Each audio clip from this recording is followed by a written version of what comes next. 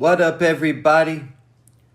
The Power Universe is officially back with Book 4 for Season 2, and it was an explosive first episode with a whole lot to talk about. As I get my thoughts together concerning the episode, of course I will be dropping more videos throughout the week. But today, I want to talk about how Episode 1 pretty much confirmed that there will indeed be a Ghost Force crossover at some point in Season 2. Seeing that Season 2 starts off just 2 days after Liliana was killed by Claudia Flynn in the shootout.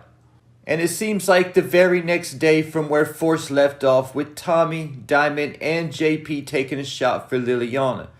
Because it seems like after that, Tommy took several more shots and got wasted and maybe even got on some light drugs. Because the opening scene of Season 2 showed Tommy faded in his loft, hearing Liliana's voice in a hallucination. Therefore, since Season 2 is picking up the very next day where Season 1 left off, Tommy has not made his trip back to New York yet. And obviously, since Tommy hasn't been back to New York yet, on the current Force timeline, Tasha and Tariq St. Patrick are still Tommy's enemies. And since the Force timeline is currently a little behind the Ghost timeline, the crossover won't be Brayden and Tariq coming to Chicago for help. But as I expected, we will most likely get to see the crossover occur as we see Tommy make the trip back to New York from his perspective. Something similar to the last few episodes of Power, where we got to see everything from multiple perspectives. At this point, we could get to see everything Tommy was doing while he was in New York. We also got clarity why Tommy told Tariq that he was dead in New York, but not Chicago. Chicago already knows that Tommy faked his death, but when they called the New York office, New York was convinced that Tommy was burned alive and there was no chance that he survived. So when will the crossover happen and we will get to see Tariq and Monet and company on the Force screen? I'm guessing this will happen either on Episode 5 or one of the last episodes of the season, like when Tommy showed up on Ghost. Stay on the lookout for something big to happen in Episode 5. Because of the post Joseph Sakura made several months back, talking about is Ghost dead or alive, just finished recording Episode 5. There was also the promotional clip that aired before the show that was promoting the new seasons of Force, Raising Kanan, and BMF. In this clip, it shows Tommy telling somebody, "It's good to see you again." This could be after Ghost returns to save Tommy's life, or it could be during Tommy's trip back to New York, and he might be talking to Tariq, Tasha, Two-Bit, Cash, or Kadeem, or possibly even Davis McLean. Keep in mind of the scene with Tariq and Davis at the end of Ghost Season 3, when Davis mentions to Tariq, when your homicidal uncle tells you not to start a war, you should probably listen. We never heard Tariq tell Davis anything about Tommy. So how did Davis know that Tommy told Tariq that? And how does Davis know about Tommy? Do Davis and Tommy have prior history? Maybe Davis is who helped Tommy fake his death. There is also the Kate Egan factor. When Tariq showed up at Kate's house at the end of Season 3 looking for Tommy. But right now, Kate is still in Chicago taking care of D-Mac and hasn't even made it back home yet. And it doesn't look like they've held Miriam Egan's funeral yet either. At this funeral is where we could possibly find out if there was a connection between the Egans and the Flynns. At the end of Season 3, when Tariq showed up at Kate's, she had boxes all over the place like she was about to move. It does look like Kate will be moving to Chicago to help with D-Mac and help JP with his bar. Either though there is still a chance that those boxes indicated she moved into a bigger place and D-Mac and JP were moving to New York to live with Kate.